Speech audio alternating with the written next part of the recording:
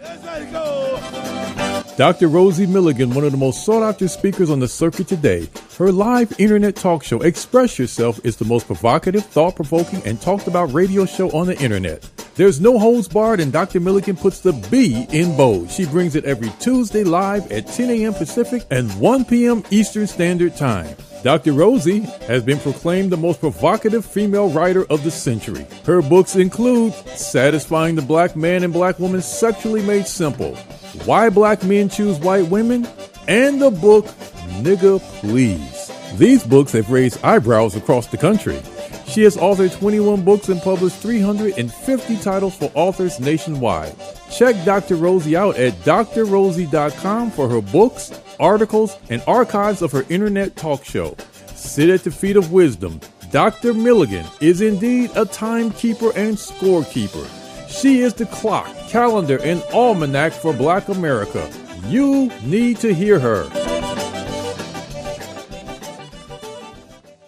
Brother Ricky, bring him on in. Good morning. Good morning, good morning, good morning. You're listening to the Express Yourself live radio show, hailing from sunny Los Angeles, California. My name is Ricky Davis, and I'm your host, sitting in for Miss Dr. Rosie Milligan. We have some special guests this morning. We're going to start off with our co-host, Keith Swanson, Shawannah, Bordenave, and our special guest is Mr. Ivan Hamm. Today, we got an interesting topic of discussion for all those who are listening in, those who are tuning in. We have some thought-provoking talking points that we wanted to consider. But the first thing I want to do is just say hello to everybody. Hope everybody had a great holiday weekend. Keith, are you there? I'm here. All right, man. How was your weekend? It was good. It was good. Nice 3-day weekend. Good. Miss Shawannah, you there? Shawannah in New Orleans, running across the country, trying to buy up everything that's left for sale. Mm-hmm. Well, I hope everybody enjoyed this, this weekend. One thing that I want to just talk before we start the show, I learned something this weekend that I never knew, which was what Memorial Day really represents. Mm-hmm. And what I learned, I was just in amazement. It had nothing to do with the commemoration of just those who fought our country, but it had to do with the African American soldiers that did not get the proper recognition and proper burial. Did you know about that, Keith? Yes. Okay. Yes. Would you like to elaborate on that? I mean, it was originally called Medal Day. In other words, basically to commemorate the people that didn't get the medals, that they weren't recognized. Yes. And that's the original Memorial Day. And then just like anything else, when black people start something, they co-opt it. So. Wow. That's. I mean, I know when I learned that, I said, wow. And then so a lot of people today in this country don't even know what that, what that entails. And I was just in amazement of how that came about and how we don't get the recognition, that we deserve. But it's just good to be able to still learn the history. Mm-hmm. And I was just, like I said, I was just amazing, man. I was in awe. But we had a great weekend. We're now here on Tuesday. I believe our special guest, Mr. Ivan Hamm, is on. Are you there, Ivan? He's not on just yet. Okay. All right. So we're gonna do. Hold on. Okay. There he is. Mr. Ivan Hamm. Here I am. Okay. How you doing, sir? I'm good. You? I'm good, man. And what you say good morning to our co-host, Mr. Keith and Miss Shawannah. Good morning, everyone. Good morning. All right. Good morning. Good morning. So, there you go. Oh, she's there. Shawannah, how you doing? Oh, it's not Shawannah. Oh, it's not? Okay. No. Okay. All right. So what we're going to do is we're going to get into a thought-provoking topic. And the reason why I believe Mr. Ivan Hamm is going to bring some good insight to this topic is because Ivan Hamm, I've been knowing him for a good while, and he heads up a men's ministry group as it relates to keeping men not only accountable, but also building them up to be the best version of themselves. And the topic that we're going to talk about is when a man becomes vulnerable, what does he risk or gain? Now, this topic is designed to stir up engagement, provoke emotion, and make the phone ring. I want people to chime in, because a lot of times, a lot of men struggle with not just being vulnerable, but also communicating. And some of the risks that men have when doing that is losing respect and just losing the ability to express themselves. And so before we get into the topics, I want Ivan to kind of give the audience an opening remark as far as what he tries to do to help build up men. Ivan? Oh, first off, thanks for having me. This is a blessing. One of the things I know, I've been meeting with the men's group every second Saturday for about 15 years straight. And one of the things I've learned is men, we don't feel comfortable expressing our emotions because we're not taught. So we bury them, we hide them, and we put this facade on. However, we do know that, we see in the news men killing themselves, double suicide. I actually, a friend of mine, a guy that I know, he killed himself. Well, he killed his wife first, and then he killed himself because he was afraid that she was going to leave him or something like that. But these are just some examples of men not knowing how to express their feelings. And then also, too, on the other side of that, a lot of times you hear conversations where a man will express himself to, his wife or his girlfriend, and she'll turn around and use it against him.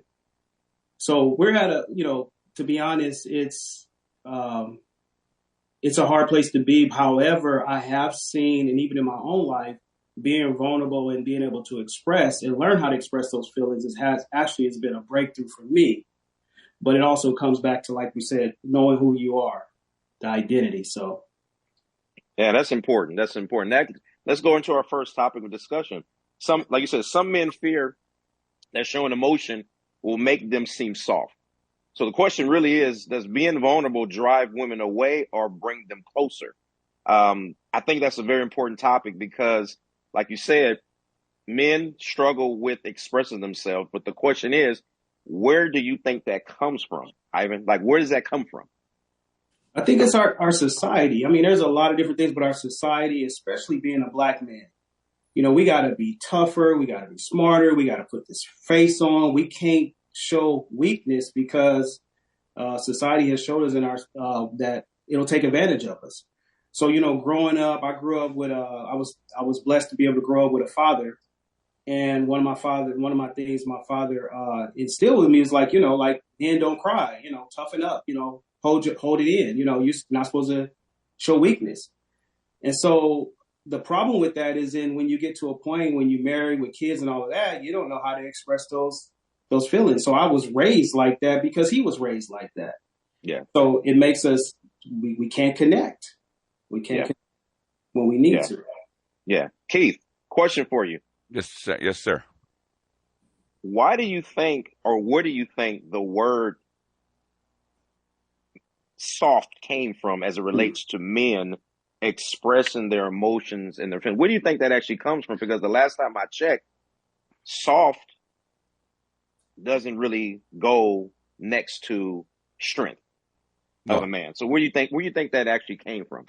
Basically, this goes all the way back to emancipation, really, is because the man had to work 13, 14 hours, and he had to be extra tough, and he had to be tough as nails. He couldn't show emotion. He couldn't break down. He couldn't show weaknesses because the world, the United States would eat him up, would eat him alive. So any kind of emotional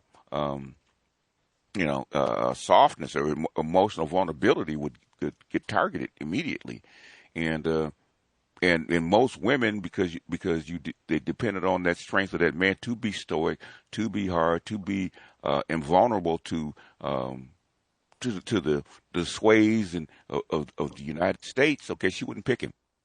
because he's too soft. Okay, he's too soft because he won't survive. Okay, in this environment. So this is where it comes from. So we have a legacy of that, in my opinion.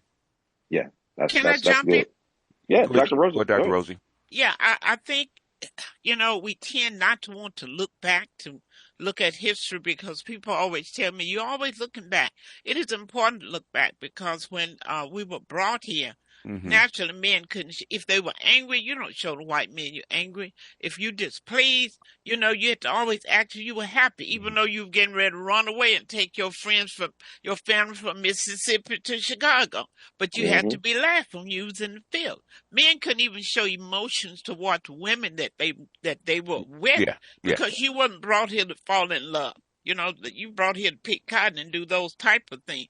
And so I think we look at where it come from and really usher it in. There's too much of a burden, I feel, that's put on black men, even when it comes to sexuality. There's quite a bit of vulnerability when you start talking about sexuality because men have to feel like, I have to measure up in size. I have to measure up in energy. Yeah. And if I don't, then, am I a man?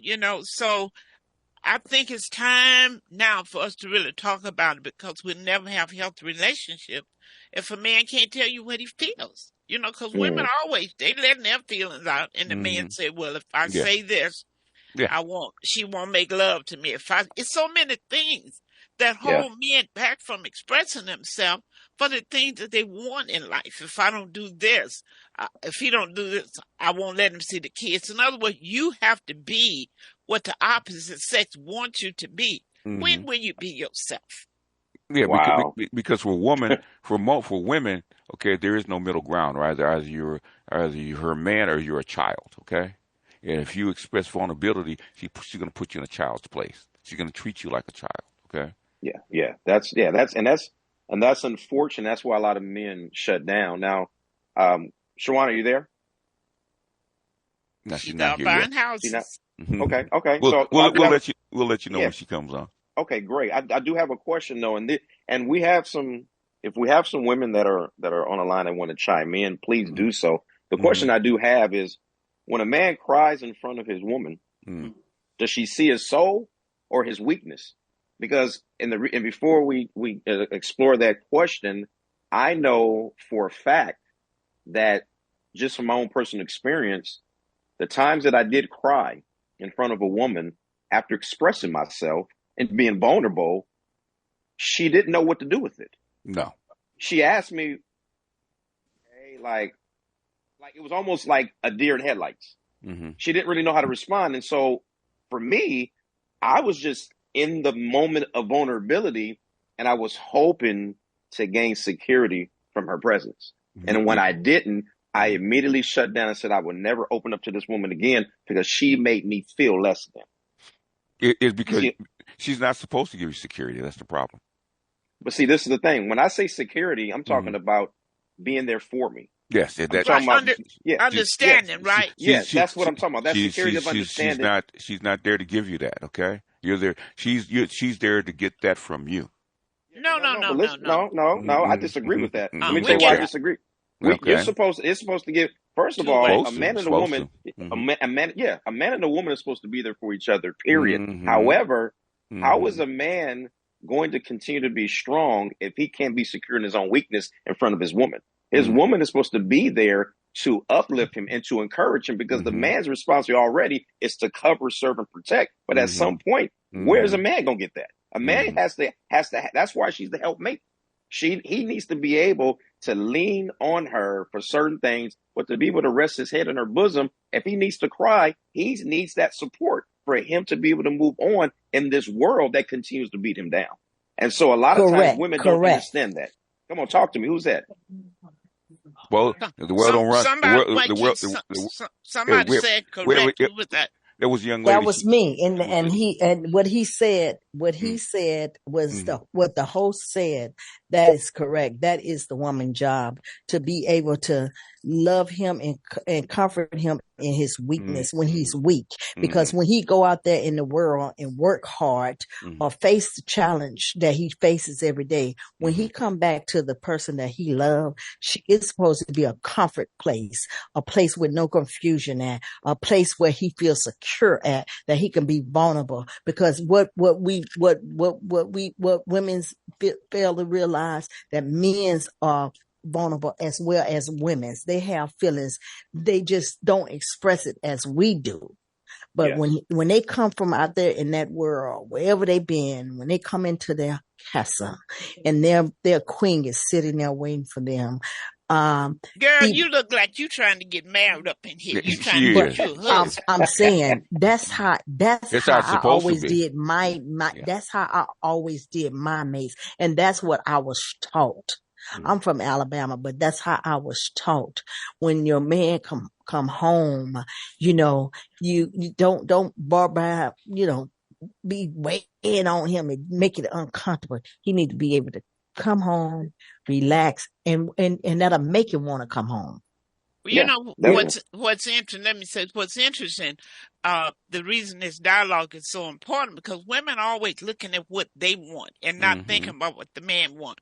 When I hear women say to me, when they're having marriage relationships, and they'll say to me, Brother Ivan, well, my husband, one thing, he doesn't do foreplay. He doesn't give me foreplay. So you give him foreplay?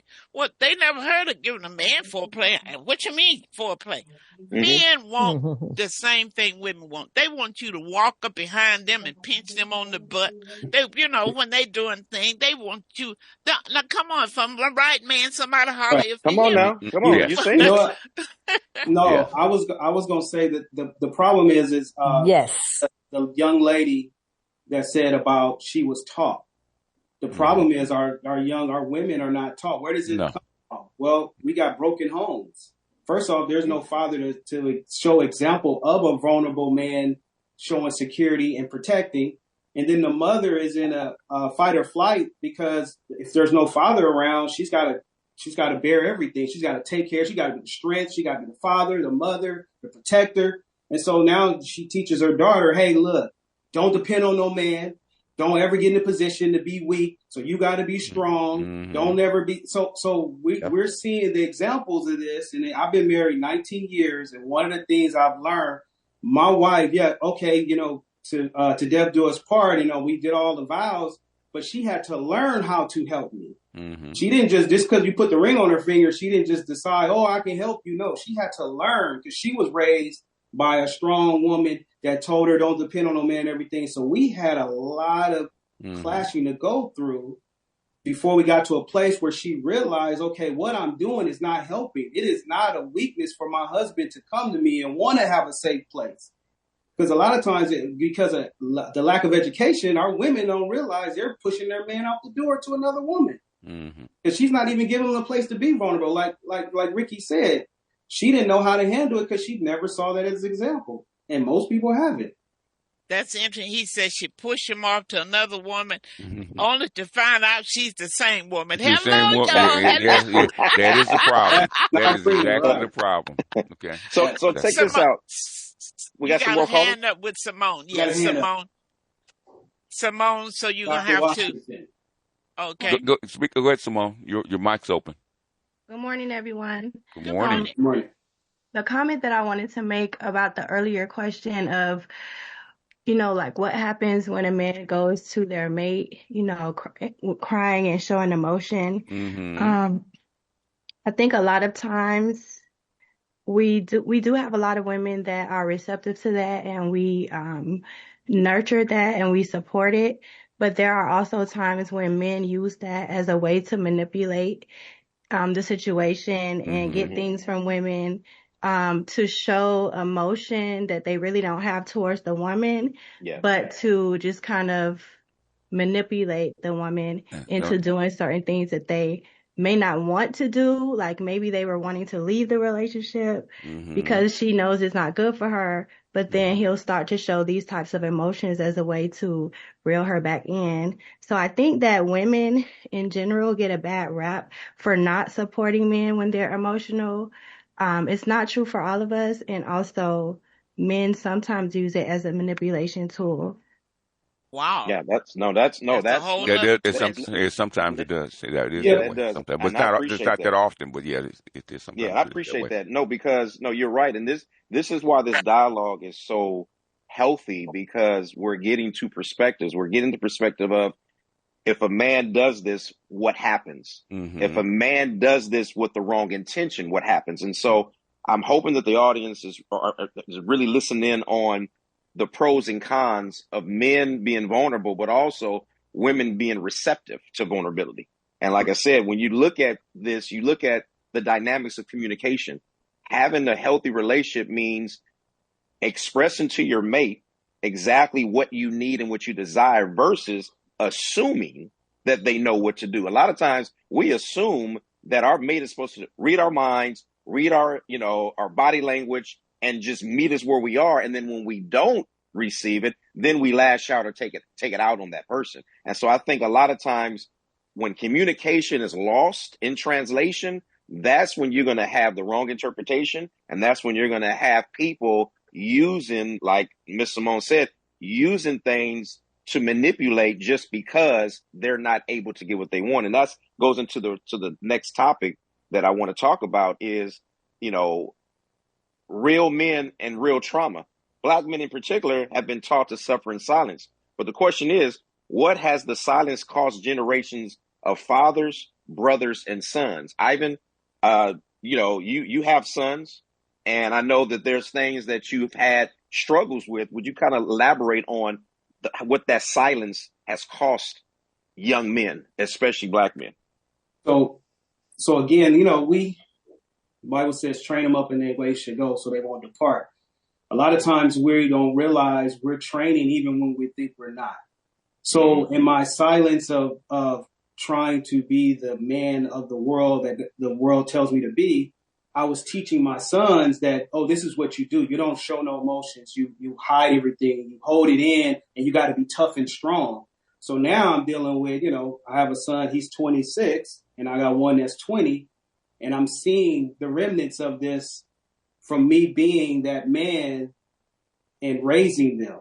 So it's a perpetual thing. We're seeing the results from that. So now, as I'm understanding, I'm going back and I'm saying, son, no, it is okay. And, I'm teaching him and I'm showing them, and even being vulnerable to a point where I've cried in front of my sons and saying, letting them know, and showing an example like, man, this is what real men do. We do have feelings. We have to learn how to manage them.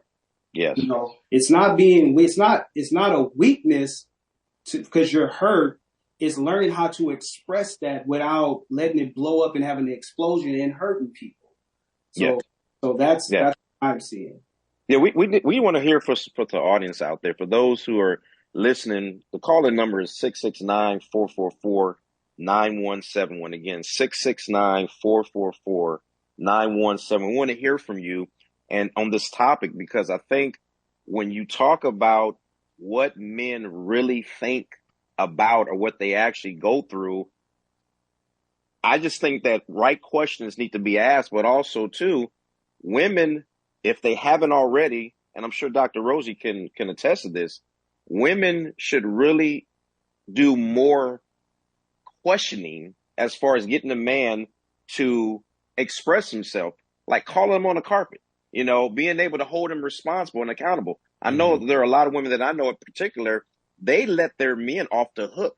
They make excuses for them saying, oh, he's just having a bad day, or, that's just who he is. He doesn't really say too much. But then when he's not meeting your needs or he's not really expressing himself, now you're complaining, you're venting to your girlfriends. So you see what I'm saying, Keith? So Keith, let me ask you this, until we get some callers, what do you think will be the encouraging factor for women to start asking better questions and more probing questions Okay. to really get men to open up, because a lot of men are not going to open up. The only basically, it's a trust factor. Okay.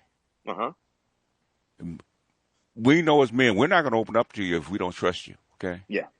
If you haven't proven yourself to be honorable with our secrets and with our openness, okay, it only takes one time. Okay.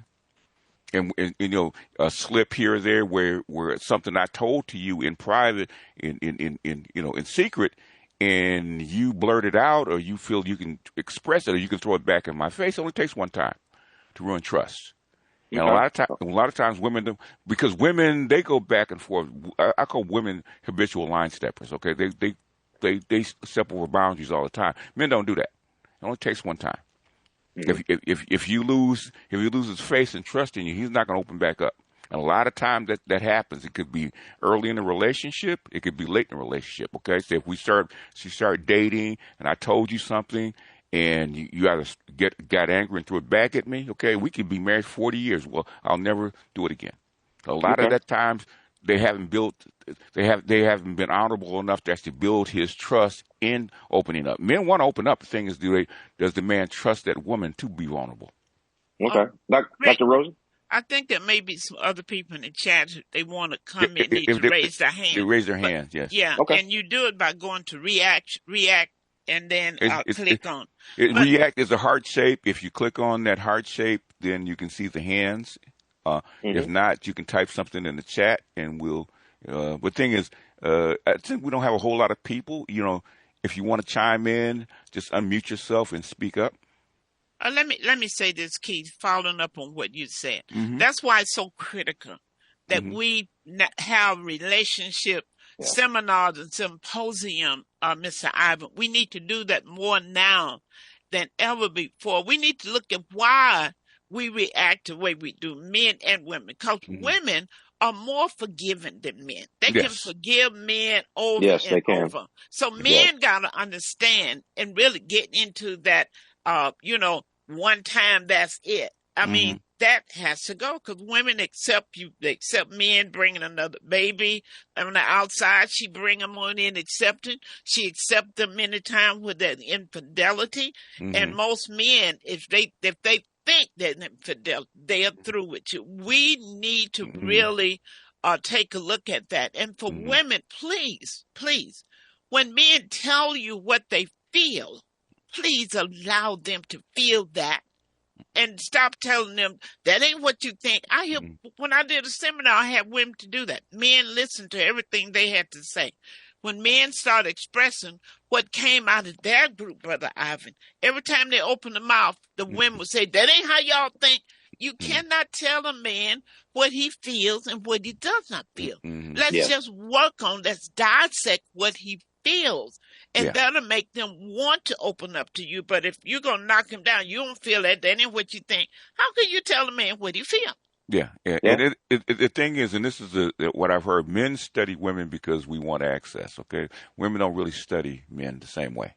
And women tend to think that men feel and talk and express and emote the same way they do when we don't.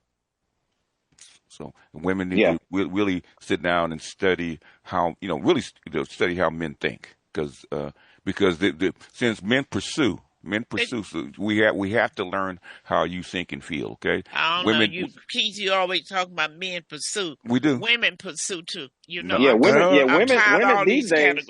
Not really. Listen, I don't know where you been. I'm out here. I know. Let me say this, Keith.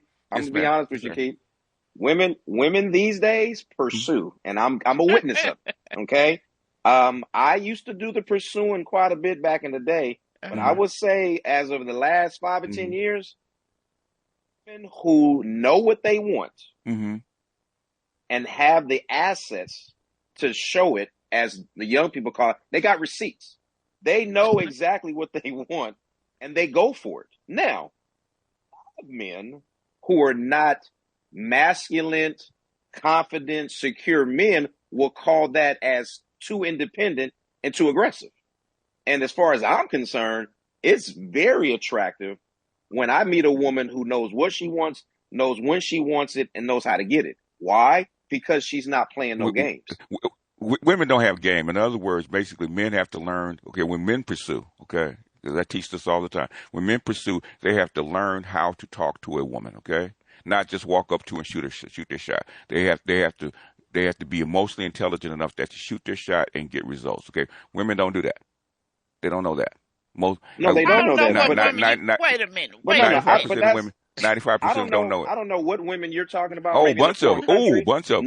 Not in this country. Oh, yes. The women, listen, man. I've met plenty of women who have been very expressive and very direct. As a matter of fact, I would like for anybody to respond. Anybody that's on the call that's listening, if you like to, Ivan, you got something to say? If we got some callers that chime in on that, because I've met, like I said, I just recently met one, last week, who was very direct and basically let me know that she was interested in getting to know me, and I was not even expecting it.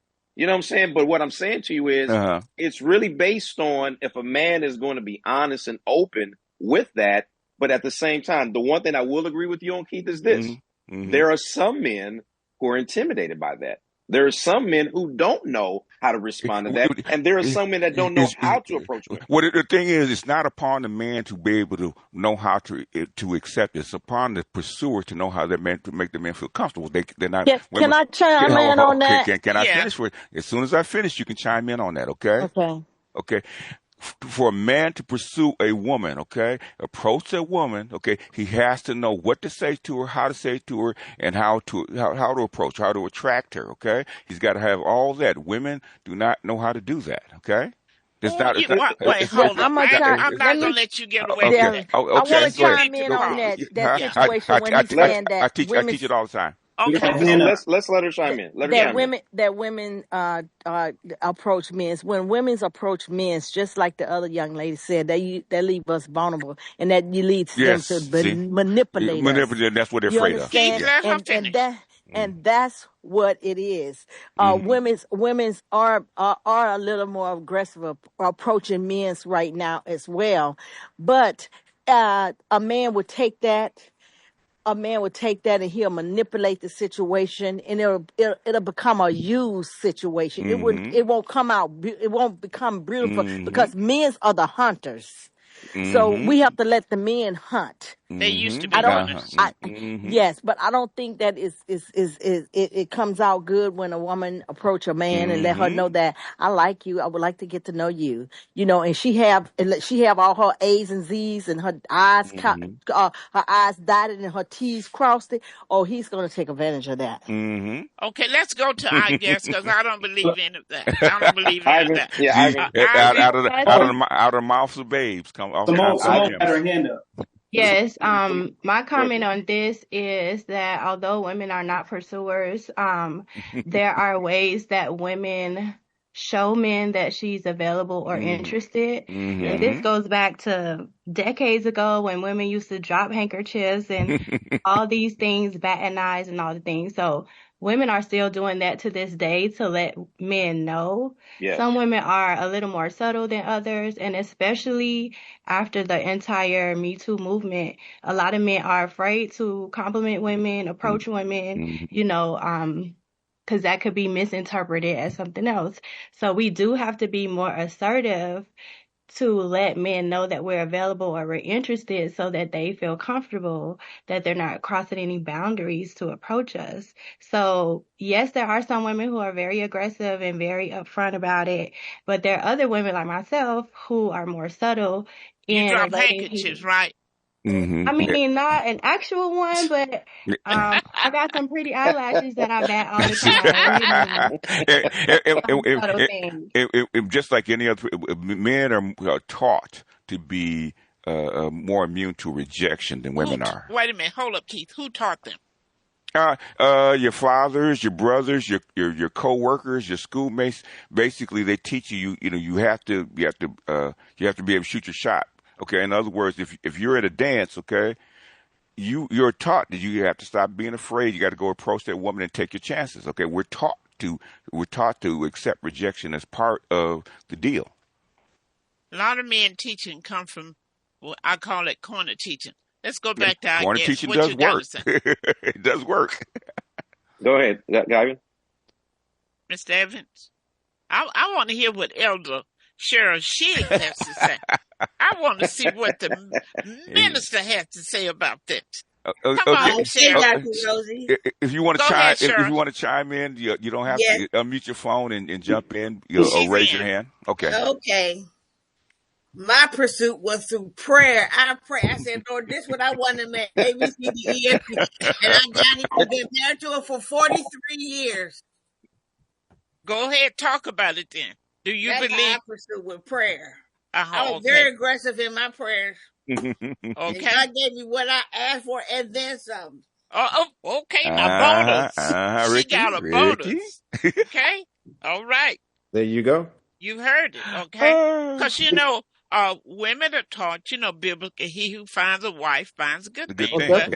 But wait a minute. Now, everybody who finds a wife does not find a good thing, okay? So I'm going to get on off of that. I ain't going to bring the biblical in. Every woman that thinks she's a wife is not always a wife. That's true. That's a whole nother show. It's like Go every ahead. man's not a husband either. That is true. Yeah. A husband is a role, and we are in the age of partners, which is something I hate. But it is what it is. Okay, let's go on. You got some more hot buttons because you guys, this needs to be on channel 2. So we got to revive these relationships. You do. I'm saying now, if we're going to survive in America today, it's going to be important that we heal relationships and get married and find a way to stay married. Because a lot of people like Cheryl, who's been married a long time, Ivan have been married. The younger people need to understand that it's not peaches and cream. Yeah. Some of the tougher times that you have in marriage is your first few years because you're trying to get adjusted to each other. You're listening to what your mama told you. You're bringing in all these things. You're looking at how daddy treated mommy. So I got to watch how, you're looking at your man out of the eyes of your father and your uncle and other men that's been around you. So it's going to be a rocky road for a while, and then you would begin to slide in. Cause it's not cute. People think it's cute now to just jump up in the boards at the whim. The average black marriage is 5 years. The average black marriage is 5 years. But it's not a cute thing right now, okay? No, so women now, their Social Security, 2 little checks will make you have a better, comfortable living.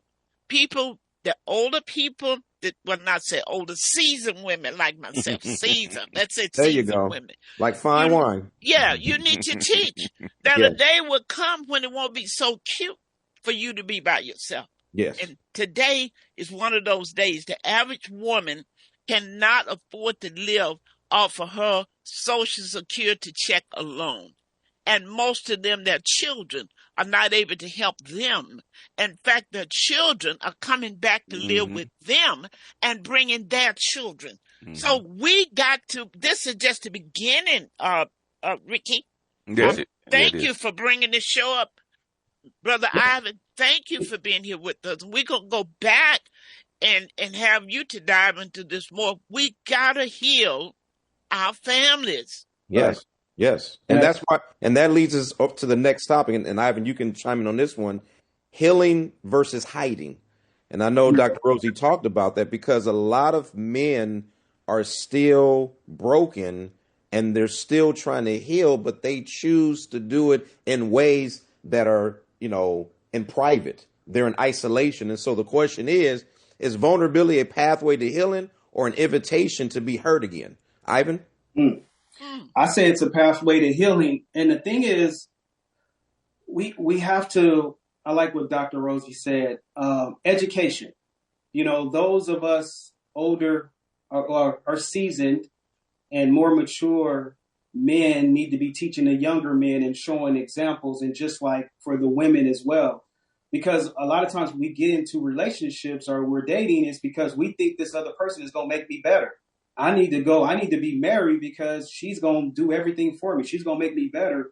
Not understanding that marriage is designed for you to become better. Not in the sense that she's going to do it. My wife, me alone should be whole and healed. So when we come together now, we're coming together and have a whole and healed marriage. That's something that's not taught. It's not taught in the church. It's not taught in our communities. This is why we got broken families and broken homes. So then now we have a woman that's looking for a man, a husband, but she never had an example. She didn't have a father. She had no, what does it look like? So she's looking at TV, rap videos. Oh, I guess this is it. And then she go out there, she become vulnerable, and then she's promiscuous. And next thing you know, we know that story. Same thing on the other side as a man. As a man, we like, man, I never had an example. I never saw a man leading. Nobody, my dad didn't take care of me. So why should I take care of these kids that I have? And it's perpetual. So we got to stand in the gap in our own communities that we have, that we have reaches in, and start showing an example. And teaching them showing examples like this is how it's done. Marriage is not going to make you better. You have to be better before you get into marriage. Yes. Marriage is designed to it's a mirror. You know what I'm saying? And then understanding, we were talking about, like Simone said, you know, or the other young lady said, they're afraid to be vulnerable, like go approach men because it's going to take advantage of you. Where all man is not going to take a mature man that knows who he is not going to be afraid by you, not intimidated, and he's not going to take advantage of you. But how do you know the man that's going to take advantage of you? Well, if you never had an example of a strong, solid man, then you're going to keep rolling the dice. And the same thing with a man. If he didn't have a solid example of a woman being a wife or being a nurturing mother, then he's going to roll the dice on all these women and be like, oh, I guess I didn't get that right. So we have to just start with education and start teaching, start being examples, start understanding vulnerability is the key for the healing. It has to start there. We have to be able to open up and be vulnerable and share these things. Yes. And you know, what you were saying led me to think too, that it's important for us to stop bringing in other folks' baggage into our relationship. That's exactly repeat true. that. Yes, Stop bringing other people's baggage into your relationship. You looking at how your dad did your mama, how your mama did your dad, how girlfriend, boyfriend did her, and then we look at the fact that they're trying to take advantage. When they're taking advantage, when you recognize that, then it's time for you to decide whether that's a relationship you need to be in or not. But we need to take a person at face value. That's why when people get married and you hear one say, well, you know what, I put my stuff in storage. I'm not going to give it away just in case it doesn't work. How are you going to walk down the aisle talk about in case it doesn't work? We have a bad, wrong attitude. Haven't you seen people do that? Just in case. Yes. Why are you getting married to somebody just in case? I feel like this. I told a friend of mine, and I'm going to shut up. She was talking about just in case she didn't want to give up her house. I said, I serve a big God. If I go into this thing with a righteous heart and doing the right thing, you know, I believe I will always have a house. And that's how people got to feel. You're putting your trust in the wrong thing. How can you go into a marriage saying, if it don't work? How can you have the attitude, Ivan? I want to say this. The thing is, what we got to realize, individually, you are where you are by what you believe or don't believe. So you go into a relationship believing it's not going to work. Guess what's going to happen? You're going to look for things to make it not work. If you get on a plane with a parachute, then you're going to want to use the parachute. But if you get on a plane without one, I'm going to ride this till the wheels fall off, then that's the mindset you're going to have. And we don't have that in relationships. There's a back door. Or you hear people talking, oh, I got a plan B and all that. Well, as long as you're not fully engaged in anything, you're never going to get the 100%. And we're so afraid, well, what if I get hurt? Well, I know times I've been involved 100% and been involved 50%. It still hurts. It still hurt the same way. It ain't no. That's a good point. That's a good point. Repeat that one. Let me go. You're going to hurt the same way. Whether you go in 100% or 50%, you still going to have pain. I know it's happened to me. So it's like, well, why not change the narrative? How about I just go in all the way? Well, what if you get hurt? What if I don't? What if I get everything I desire in my relationship because I think different? What if I believe that there is a woman that I can be with for the rest of my life and we can have a good relationship and we can live a life that's pleasing to God? What if I believe that? Well, if I don't believe it, it'll never be possible. And a lot of times I've talked to different men there. I'm saying, well, you are having these issues because of the way you believe and look at the way you talk. How many times you talk to somebody telling you all the negative things? You know, we heard the women say, "Oh, well, man's gonna take advantage of you." What if a man doesn't take advantage? What if? Come on, Ivan. You have to be able to have. You got to change your mindset. You got to change the way you think. You got to be open. The only way you're gonna fall deep in love, you got to be open to love. That's the only way it's gonna happen. Well, I'm gonna protect myself. Well, you're gonna also miss the same wall it takes to block hurt out. Also blocks blessings out. So which one do you want? What kind of life do you want? You don't have to decide what kind of life you want. I know me. One thing I say, I want to live full life to die empty. I'm putting it all out. What does that mean? You're gonna get hurt and be wrong? Oh yeah, it's gonna happen. But I'd rather put it all out when at the end of the day, I would say, well, I even put it all out when he did everything he did. I'd rather live that kind of life because I've seen different examples, especially men, where they held back, where they thought their way out of a relationship, and they on the other side wishing they would have did things different. Guess what? I don't want to be on that side. And also with women. Oh, I wish I would have did this and all this, and she don't want to trust the man, or she's holding back. Well, you're only hurting yourself. The Bible is very clear, and those who do believe in the Bible, a man who thinketh, so is he. You have to be able to understand that if God has given you the opportunity to trust him with what you desire, you can't pray for something and not have the belief that it's going to happen. You have to walk in it like it's already happened. I tell people all the time, how are you going to sit up here and call yourself a Christian or have faith in God and you're praying, but then there's no evidence of it because of how your actions are? You're not walking, and then you're not preparing yourself for that overflow. You're not putting yourself in a position. You're expecting God to be a genie and just to be able to snap a blessing your way because you feel that you deserve it. I hear so many people say, you know, I'm blessed and highly favored and I deserve this and I know my worth. Okay, where's the evidence of it?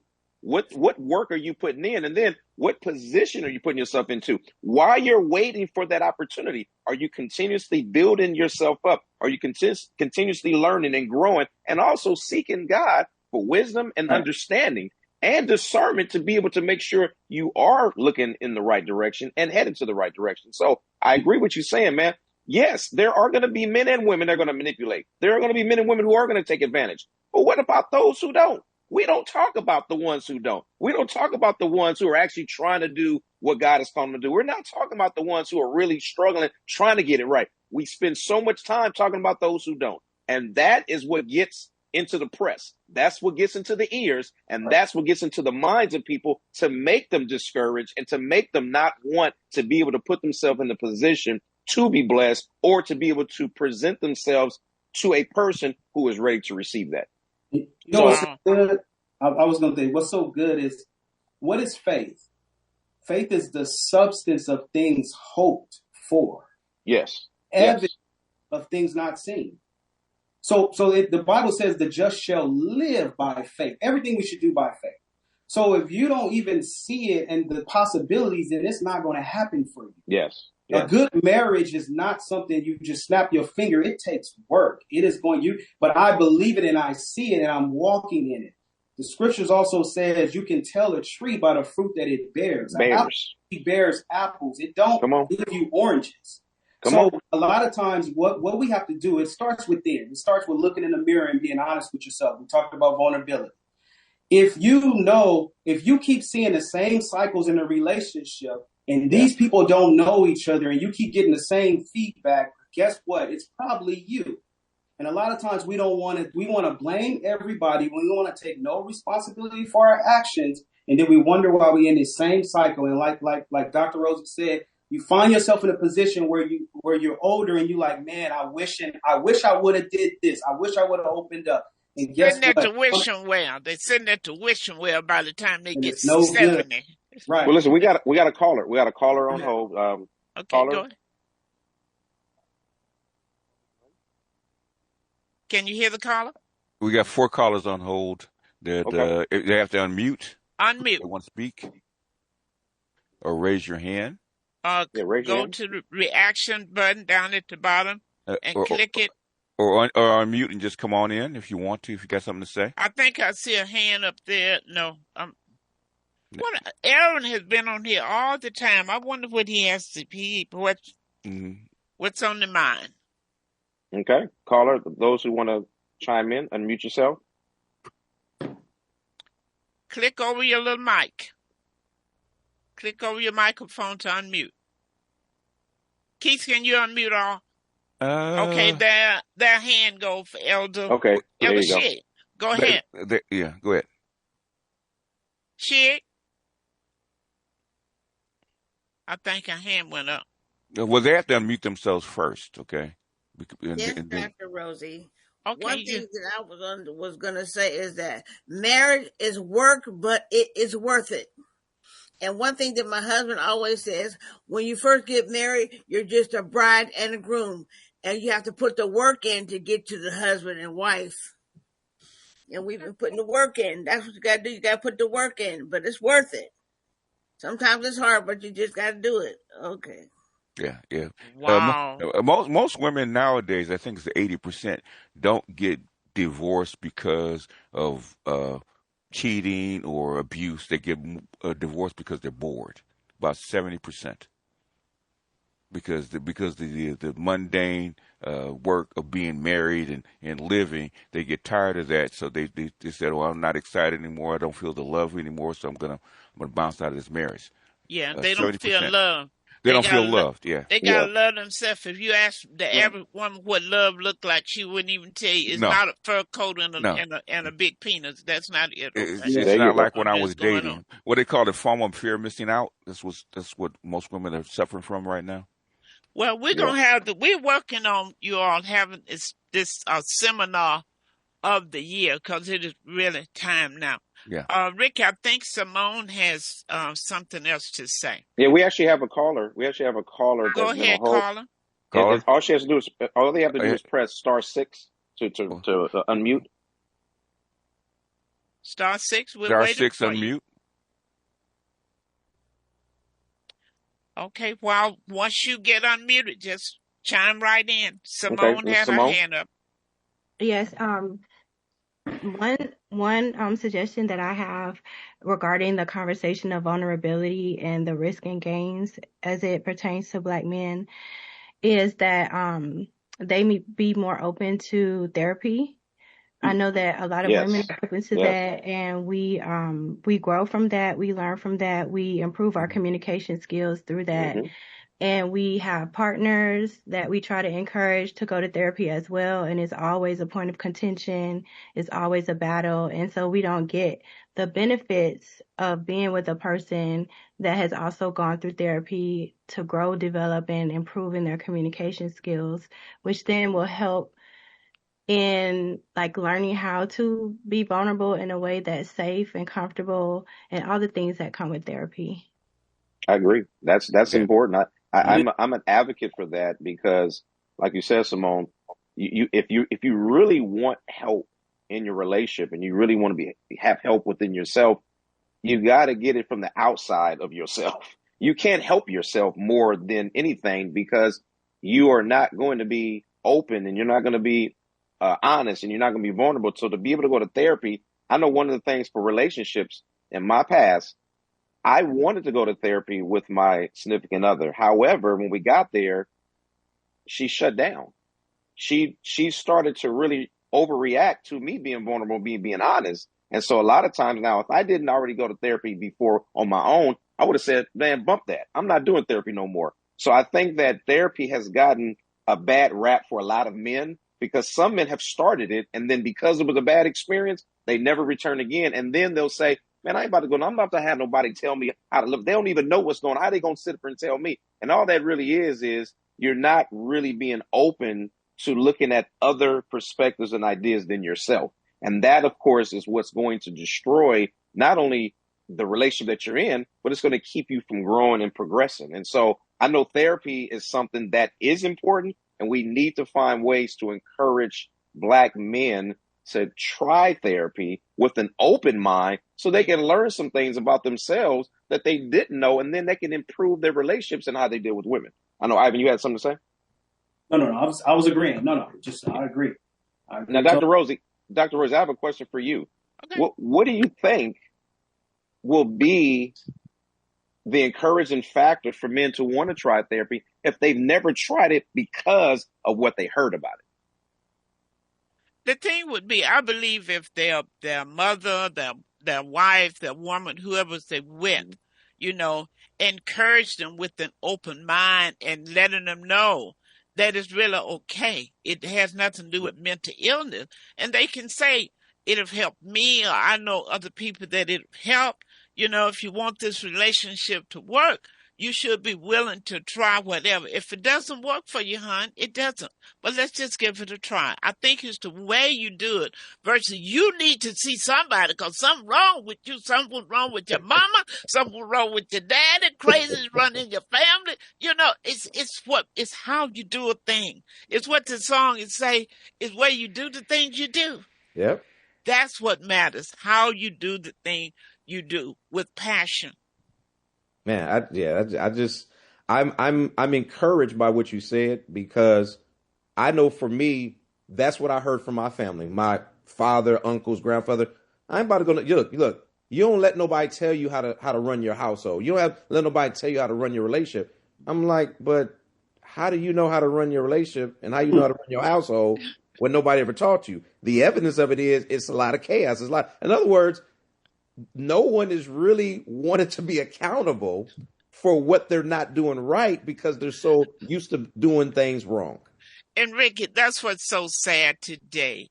When we have women, young girls, young women out here trying to tell your son what a man looked like when they have never seen one. You know, I always dress up with my son. They don't know what a man looked like or feel like. Their dad wasn't there. Okay. Yes. They haven't had a man in their life as a mentor, but they telling you. Cause my son said to me that a woman said to him, you ain't no real man if you staying with your mom. What that got to do with being a man? We got some crazy people. I said, she wants you to be in your own house so she can come and lay up with you. Go get you a saved woman and she won't feel like that. What I hear, because I counsel a lot of men, what I hear is the biggest factor is men don't see themselves in therapy because there's not enough black male therapists. And I think the people that I know that have gone and have had a good experience with therapy, they found a good black male therapist that could understand the perspective of black men. Because a lot of your therapists are not black men, and you have to be a black man to understand the unique perspective of black men. Because I talk to white men all the time, and basically, and Dr. Rosie can tell you, the black male experience is probably the most unique experience probably on the planet. Yeah. Well, I have something to say. I have something to say about that, and I agree with you, Keith. However, there are plenty of men groups. Ivan heads one of the strongest ones. Yes, there is a order to get to therapy, but that's not the only order to therapy. One of the orders is finding you a male group, a black male group of men who are trying to get it right. There are so many groups right now that, because I'm a part of at least two of them. And one thing I can honestly say is that to be in a group of men who are going through the same things I'm going through or who have gone through them, and then for them to wrap their arms around and say, man, look, I know what you're going through. Let me tell you what happened to me and my wife, or let me tell you when I did this. And it's a beautiful situation because when you can get in a room with about 25 to 50 men who are willing to pray for you, who are willing to call you and encourage you and to check on you and say, look, man, hey, if you're going through it, I'm your accountability partner. Those are experiences that are available out there. It's just a lot of times either men don't know it or men have a hard time trusting it. But Ivan can tell you, we have a strong group of men that we can call upon at any given time, and they will be there to encourage. There's a difference between therapy and a mentoring group, okay? No. Listen to what I'm saying, Keith. Okay. Listen to what I'm saying to you. Okay. What I'm saying is sometimes you can't just throw a person into the water. You got to lead them. So what I'm saying is for those men who are struggling with trusting black men in the therapy session, it starts with having a solid group. So that way, once the trust is established and you have several men who are actually talking about therapy and really giving good examples, then that's going to give that man a little bit more confidence to try it. Why? Because his peers have supported that idea. His peers have basically said, look, man, I've been to therapy. He's been to therapy. this is something you want to try. So that's what I'm saying to you. You got to start somewhere to be able to navigate them into the right path. That's where I'm coming from. Yeah, and how they have the Alcoholic Anonymous. Yeah, Anonymous. Yeah, I think I'm gonna start a breakup Anonymous. Yeah. Because like I said, I don't say it, but I talk to thousands of black men, and this is what's the feedback that I get. Okay. Feedback that I get about men going to therapy, men have been married, men have been divorced, and the feedback I get, and feedback that's positive, is that when they have found people that look like them to actually understand their perspective, and we need more of them. Okay. Yeah. Let me say this, Keith, too. Yeah. Also, I really want to demystify that there are other people who don't understand. There are other people, other ethnicity, that know more about your history, that know more about your pain, that know more about what you've been through than a lot of black folk. So it doesn't matter if you go to a person, if it doesn't work for you, whether they're black, white, green, or brown. Then you keep searching till you find a person that can reach in your soul, because they're not there to tell you what to do. They're there to help you see yourself and to make your own decision when people understand what counseling is about. But I'm tired of black folks, because you're going to all be crazy if you're waiting on a black psychologist to go to. The one that you do find, they want $350 or $250 an hour, and you know you ain't got no insurance to pay for it. So we cannot have all these mentally ill folks run around talking about, well, I ain't gonna talk to nobody unless they black. When you talking to them Negroes on the street, on the corner, you talking to your boys on the corner, you let them give you advice. They're not a counselor. But there are people, I'm telling you, I know for myself, that know more about black folks than some of these black people. So give it a try. I'll give you one good example, okay, because this is a very good friend of mine, right? He's a young guy, I mentor all the time, right? Okay. He had issues with his family, with his mother, with his father, okay? And he had, especially in his 20s, okay? He went to about 6 or 7 therapists, okay? And most of them were female, okay? And most of them were white. And he found one non-white male therapist, right? And after 13 years of therapy, he found one that corrected his problems and got him straight within about 4 or 5 months. Was that a black one? He was black, yes. Because he believed in that person. He believed that nobody else understood him. He's telling me, he said he had tried everything that the other therapist told him, but he found a therapist that understood him. So that's your point is well taken. The point is, you know what you just said, Keith? The point is, don't ever give up. Don't ever give up. No, he didn't give up. No, he didn't. That's what I'm saying. You got to be open-minded. Keep seeking until you find somebody to help you. That's the message that we want to send out today. Keep seeking until you find that help, because there is help. Ricky, they tell me on the board we have 2 minutes to close. So do you want to give us final words from the guests? Yeah, Ivan, close us out with some closing remarks. Well, first of all, I would say we have to continue to face ourselves, look in the mirror, be open, understanding that you are where you are because of what you believe or don't believe. So like we were saying, keep seeking. If you believe that the only way someone's going to help you, then that's the only way they're going to help you, even though God has many ways. He's limitless. So I would just encourage us to continue to be honest with ourselves, seek the help, and listen to the feedback you're getting.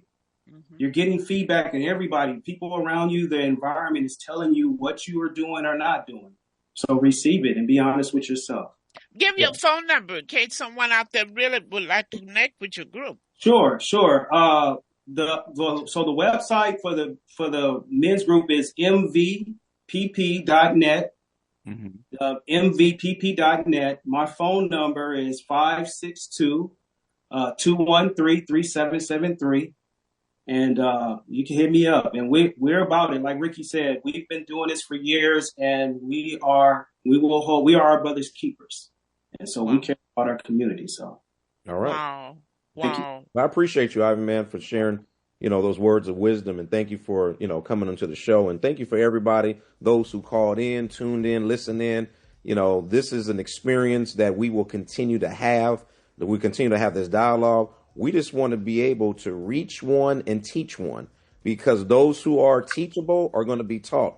those who are unteachable are not going to listen. And so we just want to just leave everybody with that note, is that if you want to get better, then you got to do better. Yeah, you got to do better. You got to take the risk. That's it. All right. Well, thank you so much. Listening to Express Yourself Live Radio. We want to thank Dr. Rosie for allowing me to host this platform. I'm humbled. Your insight, Keith's insight, Ivan, and everybody else that's listening. I think we had a successful panel discussion. And Sister Elder, Sister Elder, thank you so much. Thank you, everybody. We look forward to talking to you soon.